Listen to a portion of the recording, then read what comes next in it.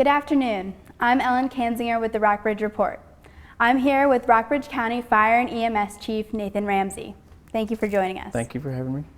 So to sort of begin, could you sort of talk about how you became involved in fire and rescue work? Sure. So I began as a volunteer here in Rockbridge County in the Fairfield area back in the early 90s. As an upcoming senior into high school, started to volunteer. And from there I started with the fire department. And then after a couple of years got into doing EMS, helping the rescue squad.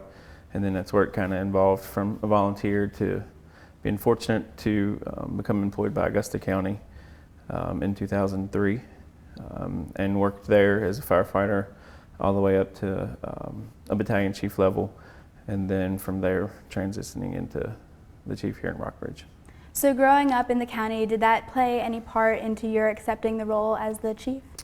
Yeah, when I heard that the position was open, initially about 3 years ago when they created the position, I didn't feel like I was ready to apply at that particular point. I was new in my role in Augusta County, which still had a lot to learn and still do, but I was able to, from the time they first created the position until now, gain a lot of experience in the officer level position and management of personnel and budgets and things like that. So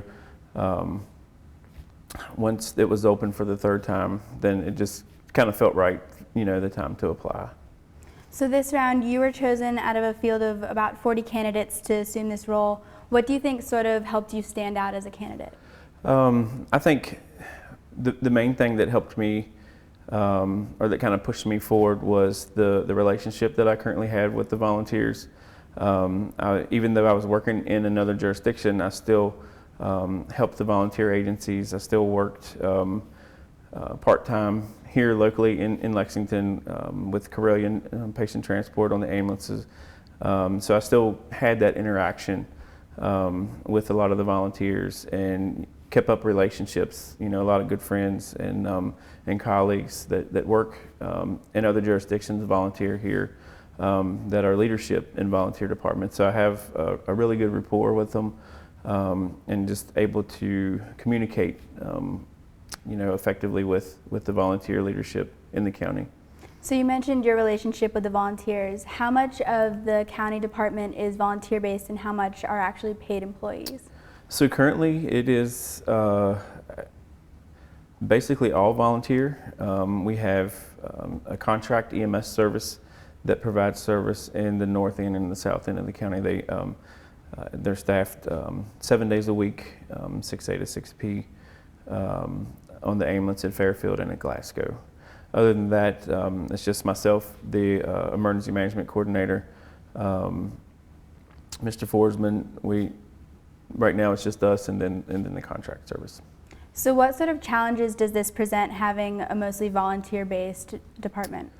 I would say the biggest challenge is helping the volunteers in the best way possible to be able to provide things that they need.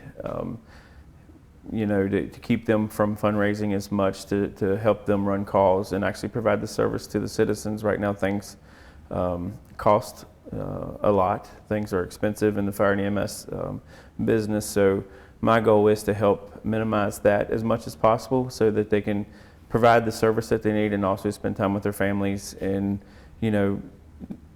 go to their jobs of employment. A lot of folks are in business for themselves. So to kind of ease the burden, if you will, to make it easier to volunteer, because the training hours have become more now than what it used to be.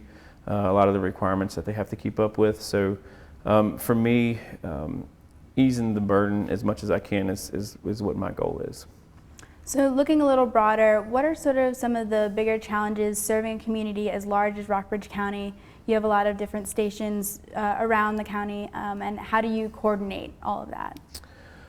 So a lot of what's nice here in Rockbridge is that the volunteer base has been going on for some time.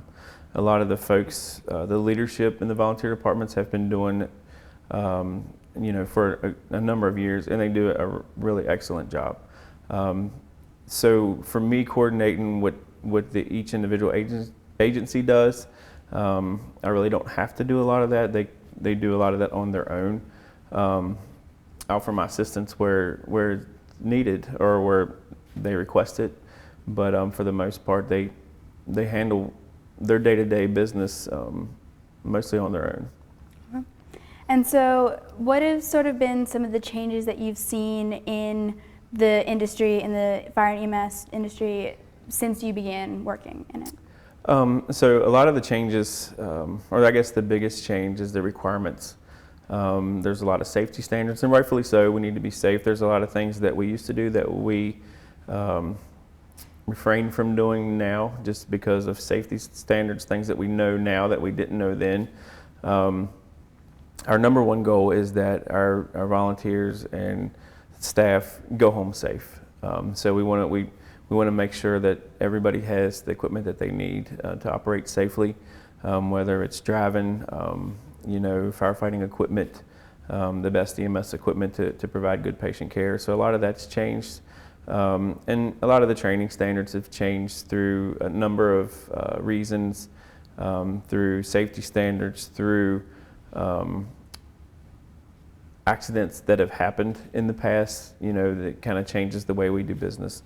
But we've created a lot of number of hours and a lot of requirements that that volunteers and career staff alike have to do to maintain their certification and a level of competence. So what more specifically, what sort of technological advances have happened in your time? So starting from the EMS side, we do a lot of great things now versus what we used to. Number one, we recognize heart attacks. We're able to do 12 leads in the field, which can tell that a patient's actually having a heart attack, and we can call for a heart alert here locally, which will activate the air medical services, which we're fortunate to have an aircraft here right in the city. So we can get patients to definitive care quickly. We can call, we have training now where we can call stroke alerts if someone's having a stroke, and that there's protocols in place to offset the patient care to where they can get somewhere where they can be treated for those types of injuries or illness rather quickly now than what it used to be. So I would think that's the biggest thing. We have in the fire side, we have in the SCBAs, we have like heads-up displays that will let you know if your air bottle is getting ready to run out, and you can see it just by looking through the mask. We have devices on. If a firefighter goes down, they can it sets off an alarm, and it keeps getting louder and louder. Things like that we didn't have back in the 90s. We have thermal imagers, cameras now that can pick out, it senses heat. It can actually pick out if someone's laying in a smoke-filled room, to be able to do search and rescue a lot better. Our turnout gear is a lot better that we use to go in and fight fire with. So we have a lot of advances since the 90s when I began. Okay. And now your department is also a first responder to the interstate that runs through Rockbridge County. Mm-hmm. How does that sort of affect how you do your job and how you respond to the needs of the citizens? So with the interstate, it's a hazard all in itself. It's a very busy highway. A lot of our departments that have a first due area along Interstate 81 or 64, that is, you constantly have to be vigilant of what's going on around you with the traffic. We typically don't shut the traffic down completely. We like to keep the interstate moving, which presents a hazard, trying to work around moving vehicles. If it's a safety hazard, or we think that we need to shut it down for personal safety, then we do that. But we also always try to keep it open as best as possible, because the backups can create other issues on the county streets, and then it actually puts the citizens at risk, at harm for a heavy amount of traffic going through the small communities. So we understand that sometimes it gets pretty hectic in the local communities. But for our responders is we wear a vest now, high-vis vest to help the motorists see us. We try to put traffic cones and barriers out now. VDOT does a great job with traffic management. There's actually training that the volunteers attend from VDOT that instructs them on how to manage traffic incidents. Okay. Well, thank you for joining us today, Mr. Ramsey. Thank you for having me. Thanks. I'm Ellen Kanzinger with the Rockbridge Report.